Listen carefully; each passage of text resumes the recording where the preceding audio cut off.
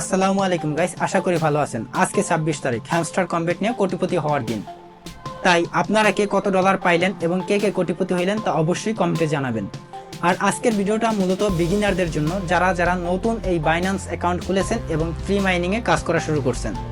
কারণ তারা অনেকেই জানে না কিভাবে এই টোকেনগুলো সেল করে সেখান থেকে ডলার নিতে হয়।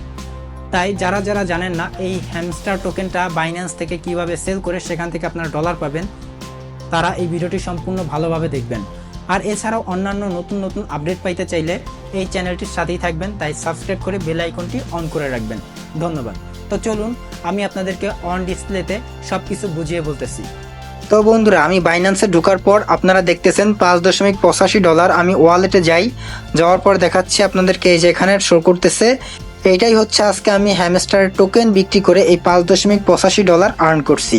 সো কিভাবে আপনার টোকেনগুলো বিক্রি করবেন চলুন আমি দেখাচ্ছি।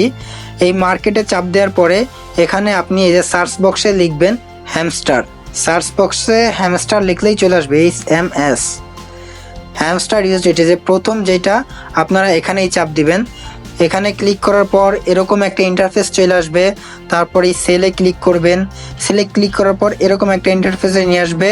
তারপরে যে এখানে দেখতে পাবেন এখানে একটা লিমিট চিহ্ন আছে, এটা দিয়ে আপনি কতগুলো টোকেন সেল করতে চান সেইটা এখান থেকে পরিমাণ আপনি দিতে পারবেন। সম্পূর্ণ নিলে 100% নিলে আপনার সবগুলো টোকেন এখানে চলে আসবে। আর এই টোকেন ওয়াইজ এই যে এখানে দেখেন প্রাইস শো করতেছে আপনার, লাল সবুজ হচ্ছে, এটা হচ্ছে টোকেন ওয়াইজ প্রাইস। এখানে আপনি দেখতে পাবেন যে আপনার টোকেনের বিনিময়ে কত ডলার আপনি পাচ্ছেন। তারপরে আপনি সেল হ্যামস্টারের চাপ দিলেই আপনার হ্যামস্টার টোকেনটা বিক্রি হয়ে যাবে এবং আপনার সেই এখানে যে ডলারটা শো করে সেটা আপনার ওয়ালেটে চলে আসবে এবং আপনি এভাবে ওয়ালেটে গেলেই তখন সেটা দেখতে পাবেন।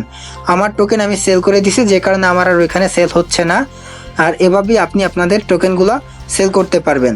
যদি ভিডিওটি ভালো লাগে তাহলে অবশ্যই কমেন্ট করবেন এবং চ্যানেলটি সাবস্ক্রাইব করে রাখবেন।